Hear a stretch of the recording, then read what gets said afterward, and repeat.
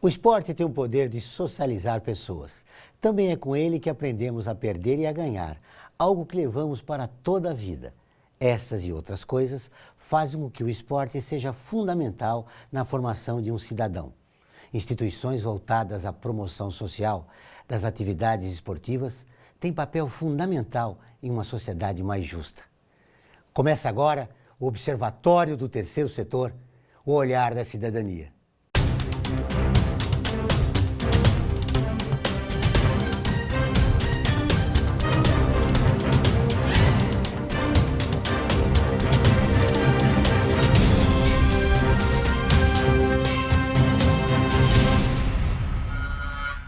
No Observatório do Terceiro Setor, você acompanha o trabalho das entidades de interesse social e os personagens que constroem pontes para um mundo melhor. Vamos apresentar notícias e convidados que fazem a diferença em uma sociedade mais justa e sustentável. Eu sou Joel Scala e estaremos juntos a partir de agora. É muito importante falar sobre direitos humanos. Pensando nisso, o Observatório do Terceiro Setor vem promovendo a campanha Direitos Humanos são direitos de todos. A iniciativa já atingiu mais de 1 milhão de pessoas. Venha participar, basta curtir e compartilhar a campanha que está em nosso Facebook, Observatório do Terceiro Setor. Acessem também o nosso portal observatório3setor.com.br.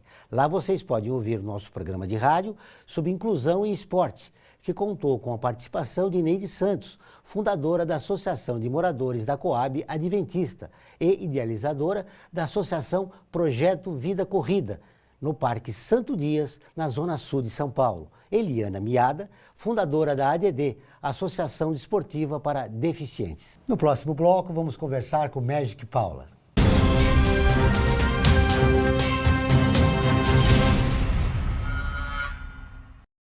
A vida nos traz muitas conquistas, mostrando que todo conhecimento e esforço compensaram em cada detalhe, cada emoção. Estudar na FIA me fez crescer profissionalmente e a conquistar um objetivo maior, que foi a felicidade de ajudar meus filhos numa carreira brilhante. E a FIA compartilha esses sonhos com a melhor estrutura, corpo docente e networking que conduzem ao sucesso e à felicidade. FIA, sua maior conquista. Internacionalizar a economia afeta o seu emprego? Para onde vai o Brasil? Ter opinião sem análise é só repetição. Repetição, repetição, repetição, repetição, repetição, repetição, repetição, repetição. Informação é importante. Análise é fundamental. Le Monde Diplomatique Brasil. Independente e crítico.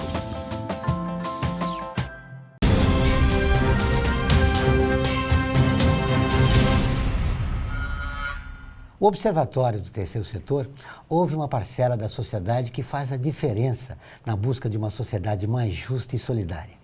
Vamos conversar agora com nada mais, nada menos, com Maria Paula Gonçalves da Silva, a Magic Paula. Tudo bem, Paula? Tudo bem, prazer estar com vocês aqui. Seja bem-vindo ao Observatório do Terceiro Setor. Obrigada.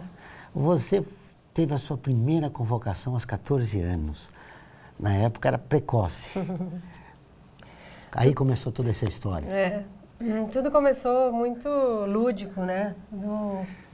Muito natural, e aos 10 anos eu conheci o basquete, mas eu era uma menina que gostava de esportes, então no contraturno da escola eu tinha a oportunidade de estar no clube da cidade. Eu nasci numa cidade bem pequena aqui do interior de São Paulo, que se chama Oswaldo Cruz.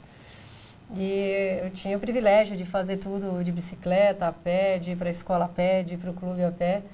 E eu era uma menina que curtia esporte, então eu chegava no clube e o que tinha, escolinha de natação, eu me inscrevia, tênis de mesa, eu me inscrevia, xadrez, estava eu lá. Então, e aí eles tinham montado um time de basquete masculino, e a cidade, por ser muito pequena, o lazer passou a ser acompanhar a equipe, assistir os jogos, e foi aí que eu, nas aulas de educação física também, tinha uma professora que gostava, e eles montaram um time feminino depois desse time masculino, o professor Rui, que era um professor de desenho na escola, e aí eu venci pelo cansaço, porque eu era muito novinha, né, e as meninas todas tinham 15, 16 anos, não tinha esse conceito ainda de começar a fazer esporte muito cedo, né, nesse período. E eu venci pelo cansaço, porque minha irmã mais velha começou a treinar com o time feminino. E eu, todo dia que tinha treino, eu estava lá pedindo, mas meio que autodidata, assim, nos meus momentos de lazer no clube, eu ficava vendo os meninos bater bola, fazer bandeja, fazer os fundamentos e eu meio que copiava, assim. Então, quando eu cheguei e consegui com que eles me deixassem entrar no time feminino, eu já sabia fazer muita coisa. Então, comecei a jogar com 10 anos, com 12 eu já saí de casa. Precoce mesmo. Com 12 eu saí de casa para jogar basquete. Meus pais me mandaram fora de casa. Foi muito difícil esse período também. Eu não entendia por que eu tinha que brincar longe da minha casa. E aos 14 anos eu fui convocada a primeira vez para a seleção adulta. É uma loucura também, porque acabaram com a geração anterior à nossa. Se iniciou uma renovação e a minha geração e da Hortência entrou nesse processo. Essa experiência marcou muito a sua personalidade. Sim, eu acho que o nosso já está no DNA, né? Eu acho que a nossa personalidade, a nossa liderança, você vai só se moldando, né? Mas o fato de eu ter saído muito cedo de casa, de eu ter que enfrentar situações, às vezes, que naquele momento eu acho que talvez não era ainda o meu momento de enfrentar tudo aquilo, você vai criando defesas, vai criando mecanismos de você sobreviver, né? E nunca ninguém chegou e falou, faz assim que é melhor, né? Mesmo porque a gente não teve esse contato com as jogadoras mais experientes que poderiam dizer que aquele caminho elas já tinham seguido, não era para a gente seguir. Então a gente foi tendo que desbravar e aprendendo com os erros, né? Você marcou a história do basquetebol feminino aqui no nosso país. Se tivesse orientação, você podia chegar mais longe? Eu acho que talvez mais cedo, porque nós, apesar de depois de todo o reconhecimento que o basquete feminino teve, a nossa geração teve, nós ficamos 15 anos para ganhar o primeiro título, que foi o Pan-Americano em Cuba. Né? Nós ficamos num grande período sem a gente provar que nós éramos capazes. Então, acho que talvez não precisasse esse tempo tão longo. Eu acho que poderia ter sido um processo mais curto e a gente aparecer para o mercado mundial bem antes de 91 em Havana. Né? Foi lá que você se destacou para o mundo com aquela frase do Fidel Castro, se referia à sua participação, né? Como você jogou demais naquele pano. O PAN de Cuba, eu falo que não foi o principal título da nossa geração, mas foi o que mais marcou, né? Pessoas da sua geração marcou e você fala, lembra da cena com Fidel Castro. Acho que foi um momento marcante para nós, valorizada por um líder político, né? A gente não vai discutir aqui governos, mas era uma liderança política forte há muitos anos no país dele e no mundo, né? E ele quebra todo um protocolo. O esporte é cheio de protocolos também, né? Tem o pódio, tem as medalhas, e ele quebrou totalmente isso. Na hora de entregar a medalha, ele pediu para eu virar, pediu para a Hortência virar, pediu para a gente descer do pódio, bater o papo. Então, assim, eu brinco que essa cena com Fidel Castro até abafou um pouco a conquista da medalha de ouro, porque a gente volta ao Brasil e todo mundo queria saber desse momento com o Fidel. É verdade. O que mudou do basquete da sua época para a época atual? Mudou muito, né? Mudou o tênis, mudar nas quadras, mudou o treinamento. Então, isso é a evolução dos tempos. Eu acho que só não mudou a forma como os dirigentes comandam a modalidade, né? Porque eu acho que a gente passou de um processo amador para a profissionalização em quadra, em treinamentos, até no perfil das jogadoras, da paixão e do que se dedicava para a profissão. Mas a gente nunca teve uma gestão do nível que o basquete merece. Afinal de contas, o basquete brasileiro tem títulos mundiais, tanto no masculino, feminino, tem títulos de medalhas olímpicas e a gente vem há muitos anos, e desde lá atrás, desde quando eu comecei, com uma gestão amadora. Essa gestão não mudou e hoje ela reflete na performance do que a gente faz de basquete pelo país e o que a gente representa o basquete no mundo. Essa crise que o basquetebol vive atualmente, nomes como você, da Hortência, são lembrados. O que faltou para sair desta, como você disse, fase amadora para uma profissional? Nós temos, é uma mania do brasileiro ter uma visão imediatista, principalmente quando a gente fala em esporte.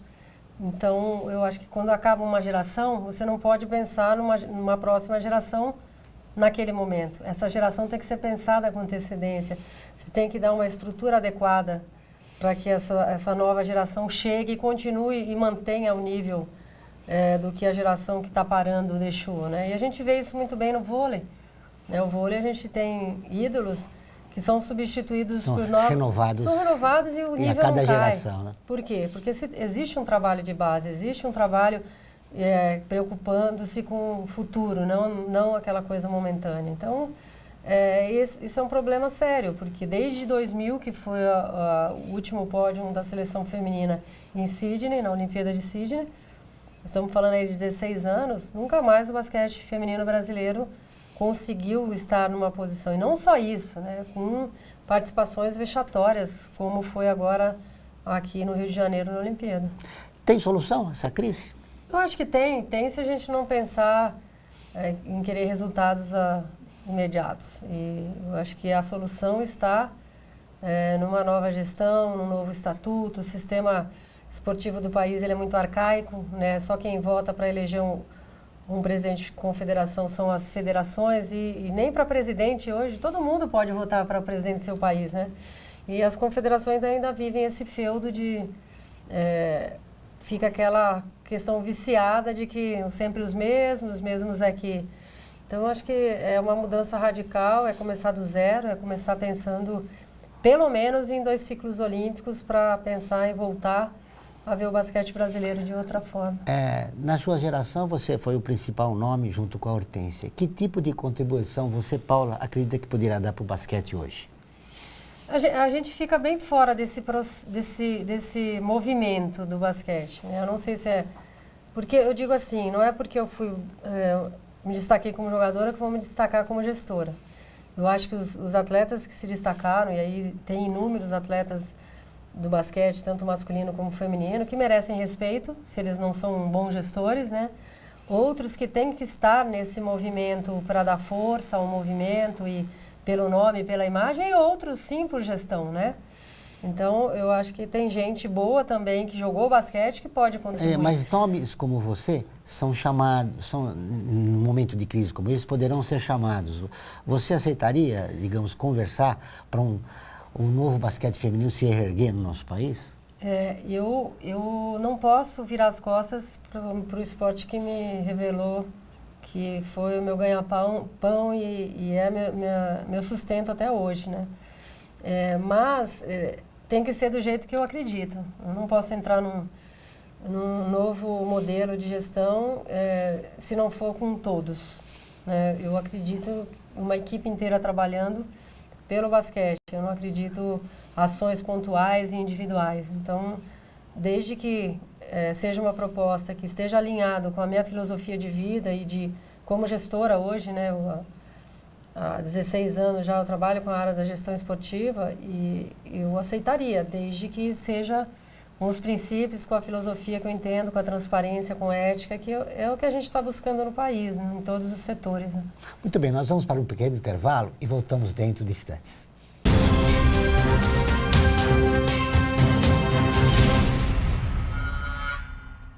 A FUNASP colabora com a USP nas relações entre fundações por meio de fóruns, simpósios, seminários, pesquisas e intercâmbio de informações, além do seu investimento na área social. Para melhores informações, entre no nosso site www.funasp.org.br. FUNASP, um marco entre o universo acadêmico e a sociedade.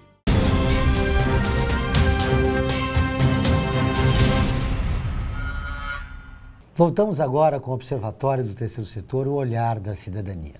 Paula, como é fazer esse sentimento de fazer parte do Hall da Fama do basquete? É legal, é um reconhecimento internacional, né? Foi um reconhecimento, o primeiro Hall da Fama que eu participei e estou lá como representante do Brasil foi um que é exclusivo para as mulheres, que fica no Tennessee, nos Estados Unidos. E o segundo foi o da FIBA, que é da Federação Internacional de Basquete, que fica na Suíça. Mas assim, tem um ainda que eu não consegui chegar. Aqui no Brasil, a Hortência já está, o Oscar, o Biratã, que é o que é entre os homens e as mulheres, que também é nos Estados Unidos. E esse eu ainda não consegui entrar, não. No basquete é como o tênis. A Marister Bueno, na década passada, no século anterior, ela foi campeã, né, na década de 60. E até hoje ela é convidada para ir na Inglaterra pelos títulos que recebeu. No basquete acontece isso também? Ah, não. Não? Eu acho que o tênis ele tem uma peculiaridade interessante em relação aos seus ex-ídolos, né? E esse movimento do mundo é importante, né? Se às vezes você está num país que não tem essa cultura, nós vivemos num país que eu parei há 16 anos e poucas pessoas lembram, reconhecem, sabem o que eu fiz. Porque a gente não tem essa... por exemplo, cedíamos uma Olimpíada, poderia-se muito bem ter feito um trabalho com as escolas, né? Quem são os ídolos do Brasil, quem são os ídolos do Brasil que conseguiram medalhas em Olimpíadas, quem são aqueles que virão, né? Falar um pouquinho dos países que virão, né?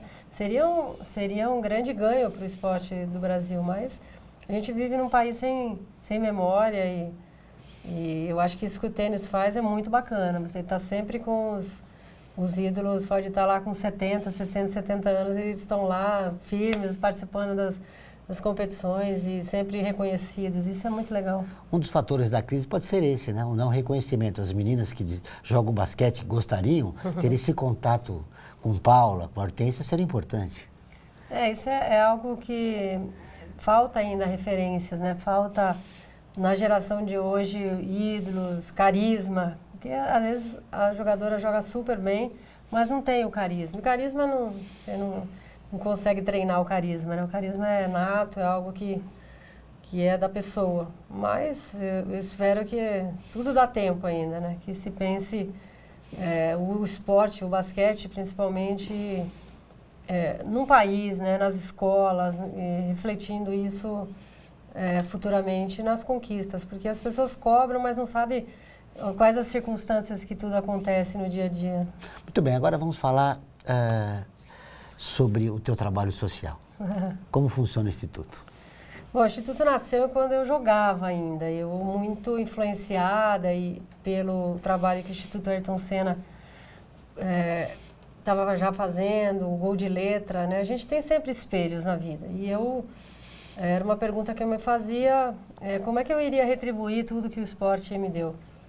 E foi, talvez, imitando, ou não vou chegar nunca aos pés do Instituto Ayrton Senna, né, que é uma grande referência para nós hoje, mas tentar fazer alguma coisa pelo que o esporte me trouxe. E quando eu comecei a me questionar, né, o que eu queria disso tudo, né, que trabalho que eu queria desenvolver, eu comecei a me perguntar o que o basquete me trouxe. O basquete me trouxe não só jogar pelo Brasil 22 anos, conhecer o mundo, viver profissionalmente dele, né? Ser reconhecida no meu país por conta dele. O basquete me agregou valores, o esporte me agregou valores. E eu percebia que nesse período todo que eu passei com o basquete, desde os 10 anos, aí jogando os campeonatos das divisões menores, muitas meninas jogaram comigo, muitas meninas participaram deste momento comigo, mas poucas tiveram a chance de ser campeã do mundo, medalhista olímpico. Mas eu tenho certeza que o esporte foi muito importante na formação dessas meninas, né? Dos valores mesmo, desde cedo você se tocar de uma forma muito natural, que existe hierarquia, que tem regras, que tem limites, né? Que você tem que viver de sonhos, você tem que sonhar sempre, você tem que conviver com ganhar e perder, transpor os obstáculos que a vida te coloca. Então, o Instituto nasce com esse olhar, um olhar mais voltado para a educação, para o desenvolvimento humano, e não tanto voltado para garimpar talentos. Eles surgem, né? Quando o talento é natural, ele surge, mas aí a gente encaminha para quem faz. Então, é um trabalho muito desenvolvido com foco na educação. O que segue o nosso trabalho, a nossa metodologia, são os 4 pilares da educação. E a gente vem há 12 anos já trabalhando na área social. Hoje a gente tem um atendimento de quase 900 crianças e jovens. São 7 núcleos onde a gente trabalha. Nós temos 2 aqui na região de Interlagos, em São Paulo, 2 em Diadema, 1 aqui na Lapa de Baixo e mais 2 núcleos na cidade de Piracicaba. Então, a gente hoje tem um atendimento na ponta com as crianças, um olhar do assistente social, porque o coordenador dos projetos ele é assistente social. A atividade em si são com os profissionais de educação física, mas são profissionais de educação física diferenciados, que enxergam o esporte, a ludicidade, o brincar com o aprendizado, educando essas crianças. O que é necessário para o jovem, para a criança, para o adolescente fazer parte desse projeto? Nada, ele tem que morar no entorno, porque a gente sempre mapeia o local onde a gente vai estar, sempre a escolha é para um local onde existe a carência da gente desenvolver esse trabalho, sempre já com alguma instituição, alguma entidade que já está lá. A gente não chega, olha, chegamos agora, queremos mandar no pedaço, não. É feito todo um estudo em relação a onde nós vamos estar, sempre com parcerias, né? A gente sempre está ali na comunidade, com parceiros, com a família. E a criança só ter vontade e ter interesse. Às vezes tem um problema, porque o nosso limite de atendimento em cada núcleo é 120. Tem alguns que a gente já está atendendo 140, 150. Então, a gente também tem que dar qualidade ao trabalho. Não dá para... Então, a gente sempre faz por faixa etária, né? A gente nunca vai colocar uma criança de 7 com uma de 15. E é só se aproximar do projeto. Se tiver chances dele ser absorvido, ele vai ser absorvido no ano ou no ano seguinte. Mas a gente hoje, felizmente, a gente tem lista de espera, porque o amiguinho chega e conta, fala que gosta, fala como é que é, legal. A gente sempre faz o encontro dos núcleos, as maratonas entre os núcleos. As crianças saem muito do seu canto, quer dizer, saem de ônibus, vão para algum lugar, fazer uma visita. Então, é muito legal porque você dá um olhar diferente, né, para aquela comunidade de que o mundo ele é mais do que aquilo. E a gente está sempre no embate, né, na competição e na concorrência com o tráfico de drogas. Então, por isso, a gente tem que estar bem alicerçado com as pessoas que comandam, os educadores que comandam na ponta, com bastante poder de seduzir a criança pelo que a gente faz, pelo prazer de brincar. Porque quando você escolhe o que é melhor, você acaba sendo excludente, né? Você exclui aquele que tem a chance de aproveitar o esporte de outra maneira. Depois de 12 anos no terceiro setor, foram muitas dificuldades? É muito. Eu brinco às vezes, eu era feliz e não sabia, né? Porque as pessoas acham que porque você, às vezes, tem um nome, você tem facilidade de captar. E lá atrás, há 12 anos, posso dizer que eu estava aí entre os 10 institutos que trabalhavam com esporte social. Hoje tem mais de 80, então se pulverizou demais. A gente, infelizmente, nós trabalhamos praticamente com leis de incentivo, então nós dependemos que as empresas arrecadem para apoiar o projeto, né? A gente está num momento difícil no país. Nós estamos agora fazendo um trabalho dentro da instituição e de aprender de que forma nós podemos beber de outra torneira também, de ser autossustentável. Nós temos uma instituição inglesa que nos apoia, que é a Laureus Foundation. Ela veio conhecer o nosso trabalho, 3 anos conhecendo o nosso trabalho, e hoje é um apoiador que apoia dinheiro direto. Então, e nós queremos ampliar esse leque de poder ter mais parceiros em que a gente possa não só depender dos recursos incentivados, né, das leis de incentivo ao esporte, é como a Lei Rouanet da cultura. Então, a gente fica muito presa às empresas arregadarem ou não, querer aportar no seu projeto ou não, com essa amplitude, né, de ONGs trabalhando com o esporte. Também, às vezes, o parceiro quer pôr um pouquinho em cada um. Então, assim, este ano está sendo um ano bem complicado. Paula, para encerrar nossa entrevista, te agradecendo, foi um prazer recebê-la aqui no Observatório. Minha última pergunta é, o que você não faria de novo? Que dificuldades você enfrentou em relação a atitudes que você tomou, que você não faria, que você poderia dar dica a jogadores de basquete, de futebol, que queiram entrar no terceiro setor? O que você não faria e que eles podem aprender com os equívocos que você cometeu? Eu trago um exemplo do que eu vivi no esporte para o terceiro setor. Quando você entende o papel do outro, quando você entende o perfil do outro e você se coloca no lugar do outro, as coisas ficam mais fáceis.